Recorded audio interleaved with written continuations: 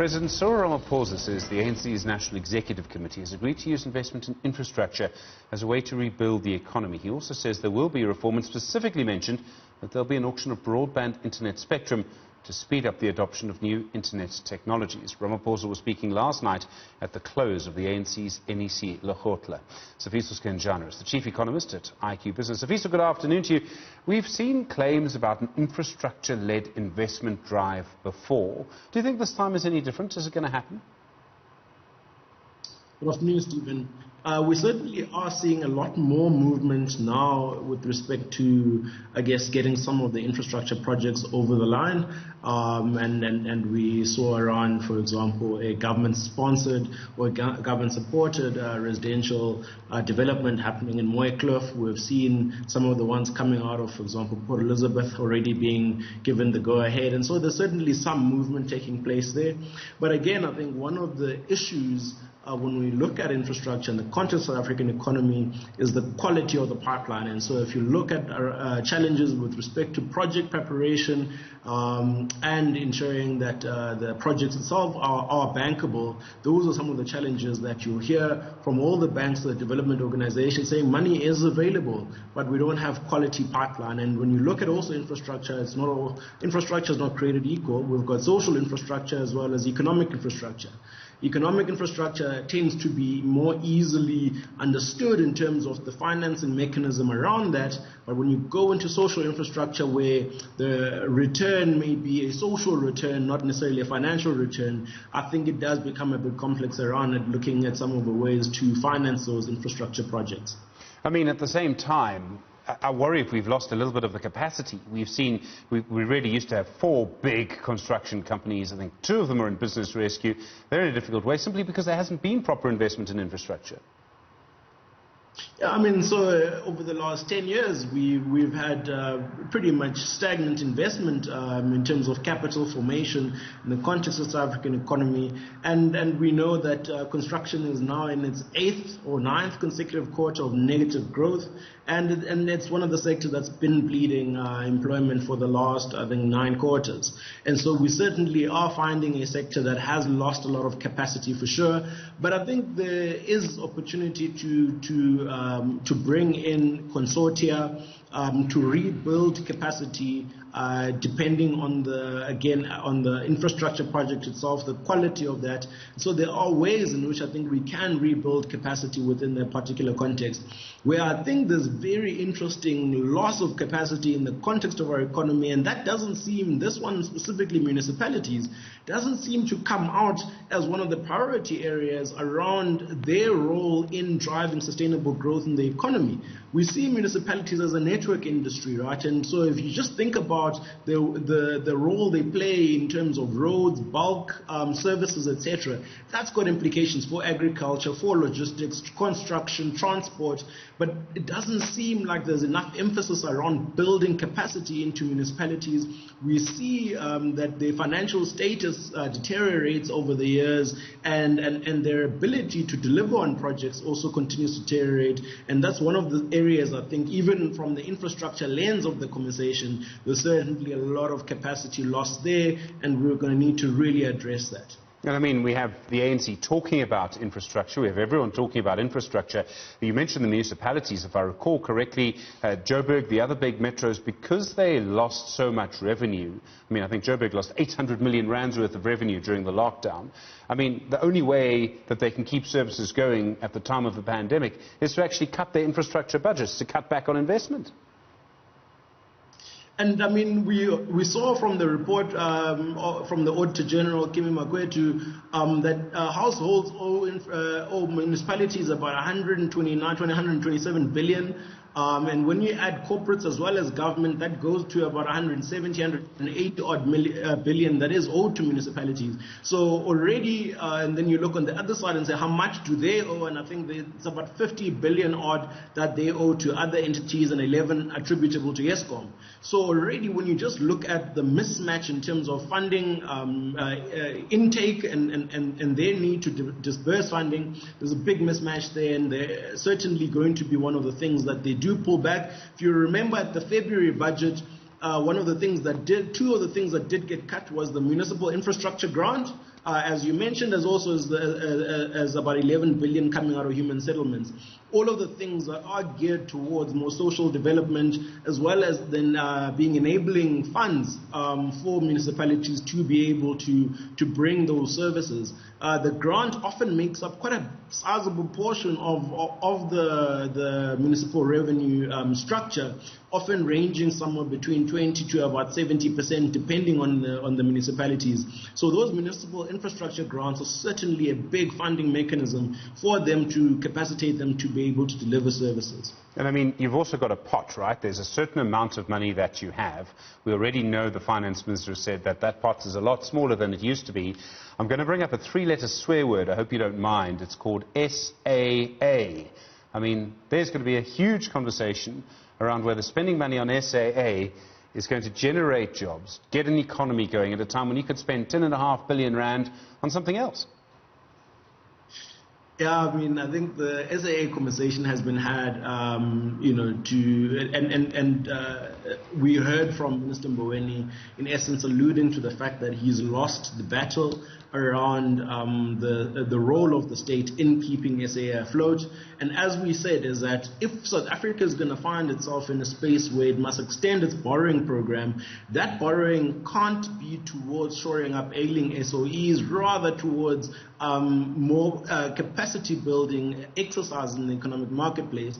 And we've already seen many other SOEs also coming back to their shareholders saying we're under distress, particularly on the back of COVID impact, and we're going to need a little bit of support.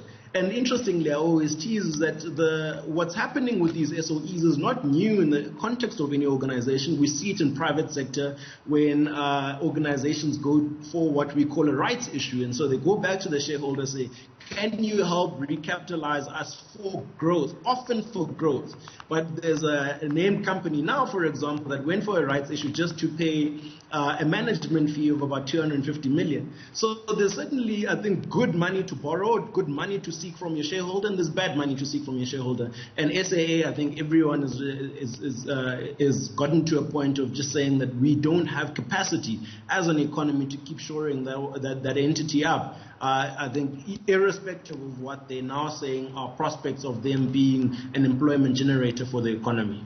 Sifiso, my historical memory doesn't go as far back as some people's, but if you look at ANC conversations around the economy, you go back to the Polokwane conference of 2007, there were certain arguments there. Land reform was part of it, by the way. You go to 2012, the argument was around the nationalization of mines. Can't remember what happened to the youthful leader who proposed that. As we moved through to 2017, the argument again was about land. The point I'm making is that in all of that time, even despite the adoption in 2012 of the National Development Programme, there's actually been, to my mind at least, a sort of paralysis within the ANC. Am I wrong to say that? And the reason I ask is that for anything to really happen, you need that paralysis to be broken.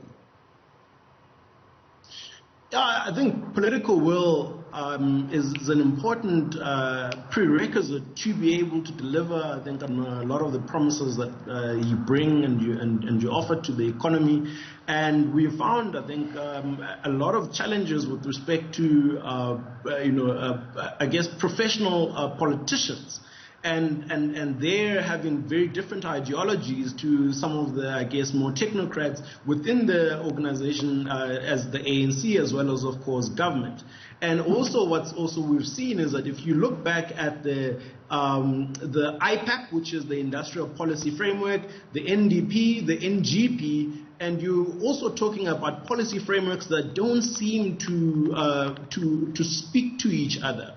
IPAP on the one side is talking around a capital intensive drive towards capacity building in the economy, while the other one, NGP and the NDP, are talking about labor intensity. And if you look at what's happened to our import intensity, so this is the sectors in which we're having to import just to sustain domestic demand, those are all the labor intensive sectors, which means the labor intensive sectors in our economy are getting weaker over the years. And so already we're saying that we've got a policy framework that is saying pro-labor, but when you look at the structure of those sectors, again, they're losing capacity. And so there's a lot of things that's happening around policy frameworks that lack cohesion, as well as challenges with respect to political will that enable us to take policy suggestions, policy frameworks, and deliver them on the ground.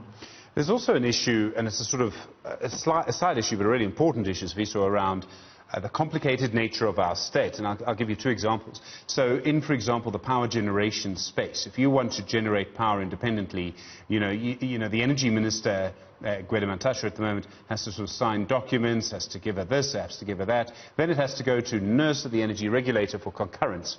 If we look at the situation regarding the auction of spectrum, mobile phone data spectrum, I mean, all of this is held up by the fact that we didn't move to digital terrestrial television when the rest of the world and the rest of our continent did about a decade ago. And that also has to go through quite a complicated process, has to go through the regulator, ICASA. The minister was talking about that today. Is our state too complicated? I think it's a tale of two stories. I think on the one side is that we've got to learn from the past. And I think there are many big projects that we took on where we did not look at the ways in which these would inform an inclusive economy. And I think a lot of the pressure around spectrum was to say, we understand that there's a need for spectrum to be released, but will it ensure that smaller players are able to play? Will it ensure that we're able to democratize the access to data and digital infrastructure? And that question wasn't answered. And so I think sometimes that while we have an opportunity, I think that can be an enabler from an economic growth point of view, we've also got to contextualize to some of the structural constraints, particularly towards inclusive economy in South Africa. If you look at the energy side, it's a similar issue, is that a lot of the power in alternative power generators are still generating electricity at an average rate above what Eskom's localized cost of energy is right now. And Eskom's got to buy that back from them. And right now it's about 6,000 megawatts that is being generated out of 51,000. And with now the new bid window, that'll probably take it to about 15,000. But again, when you're saying that we want alternative energy, but at the current moment, it's still not at the average cost or localized cost of energy that it should be, and that's got particular implications for industry, for households, and of course for municipalities who are also on sellers for energy. So the conversation must be balanced in the way in which we have it, and not also just be haste towards just getting things done without understanding how that may have ancillary or system view implications for the economy. Sifiso, if you could do one big thing, let me put it like that. I realize it's a completely unfair question. You're an economist. You actually give nuanced answers. Journalists hate nuanced answers. If you could do one big thing, what would you do? I would do two things. So the first is really around eradication of poverty, and that would look at starting at a universal basic income, and I know we've had this conversation at length. But the second one for me, which is an absolute priority right now, is actually municipalities. I would literally invest every single thing I can to professionalize municipalities, because they are the engine through which a lot of the things in the economy, particularly around economic enablement, take place, as well as the procurement processes, as well as many other opportunities for small businesses to be able to play. And so municipalities, for me, would be the big ticker to also get more inclusive participation in the economy, as well as get some of the things at service delivery level that have not been done correctly.